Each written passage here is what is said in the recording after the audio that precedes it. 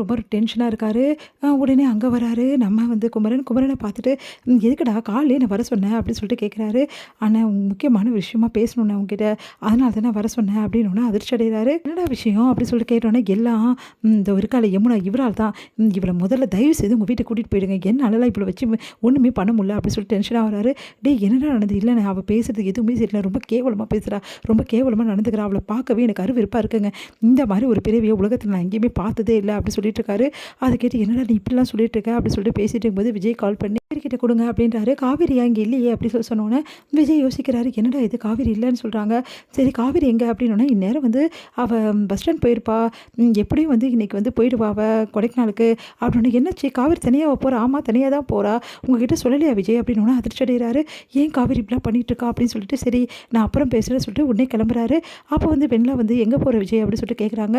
இந்த மாதிரி காவேரி என்கிட்ட சொல்லாமல் கொள்ளாமல் ஊருக்கு போகிறா அப்படின்னோடனே இல்லை அவள் ஒரே நடியாக போக தான் அவள் கிளம்புறா, மறுபடியும் வரமாட்டா அப்படின்னு அதிர்ச்சி அடைகிறாரு. நீ என்ன சொல்கிற வெண்ணிலா அப்படின்னோடனே நடந்த விஷயத்தை எல்லாத்தையும் வெண்ணிலா வந்து சொல்கிறாங்க. அதுக்கிட்ட செமையாக டென்ஷன் ஆகி வெண்ணிலாவை செமையாக திட்டுறாரு. எப்படி இப்படிலாம் யோசிப்ப, உனக்கு சுயநலமாக தான் இருக்க தெரியுமா, காவேரி வந்து எல்லாருக்காகவும் யோசிக்கிறவ, அவளை இவ்வளோ காயப்படுத்தி வச்சிருக்கியா, அவள் எவ்வளோ மனநிலை போயிருப்பா, ஏன் இப்படிலாம் பண்ணுற அப்படின்னு சொல்லிட்டு மனசு கஷ்டப்படுறாரு.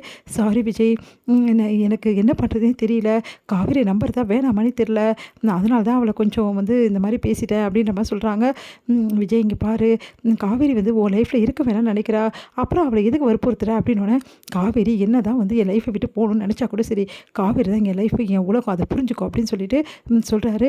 அதை கேட்டு வந்து யோசிக்கிறாங்க வெண்ணிலா. இங்கே பாரு வெண்ணிலா, நீ என்ன சொன்னாலும் சரி, எக்காரணம் கொண்டு எந்த பொண்ணை நீ மட்டும் கிடையாது, எந்த பொண்ணையும் என்னால் ஏற்றுக்க முடியாது, என் காவேரி தான் எனக்கு வாழ்க்கை எல்லாமே, என் காவேரிக்காக நான் என்ன வேணாலும் பண்ணுவேன், ஒரு வேளை என் காவேரி கூட நான் வாழ முடியலன்னா அந்த நிமிஷமே இந்த உலகத்தில் இருக்க மாட்டேனே தவிர வேறு ஒரு பொண்ணை நினச்சி பார்க்க மாட்டேன் அப்படின்னு ஒன்று அதிர்ச்சி அடைகிறாங்க வெண்ணிலா.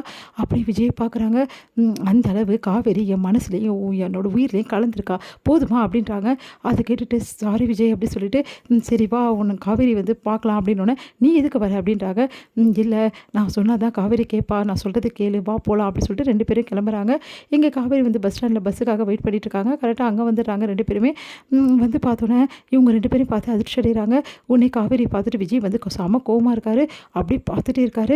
எவ்வளோ தைரியமாக இருந்தால் என்னை விட்டுட்டு இவ்வளோ தூரம் வந்திருப்ப உன்னை அப்படி சொல்லிட்டு அப்படியே பார்த்துட்டு முறைக்கிறாரு.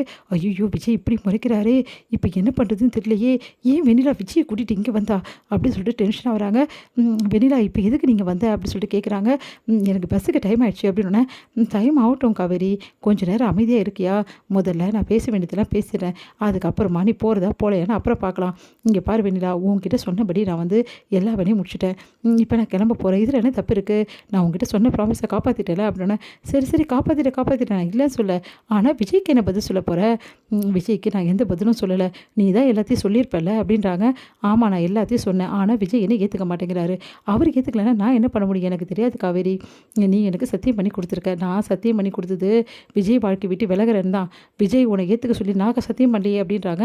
ஓ அப்படியா, அப்போது நீ விலகினாலும் என்ன ப்ரோஜனம் இருக்குது எனக்கு, அப்போ விஜய் ஏற்றுக்கலனா நீ விலகினாலும் ஒன்று தான் விலகினாலும் ஒன்று தான், அதுக்கு நான் என்ன பண்ண முடியும், எனக்கு தெரியாது, விஜய்கிட்டே நீ பேசி என்னை ஏற்றுக்க சொல்லு அப்படின்றாங்க. அதுக்கிட்ட செமைய டென்ஷனாக என்ன பெண்ணில் இப்படிலாம் பண்ணிட்டுருக்க, அப்போ நான் என்ன பண்ண முடியும், அப்போ ப்ராமிஸை நான் ரிட்டன் வாங்க வேண்டியது இருக்கும் அப்படின்னு அதிர்ச்சி அடைகிறாங்க.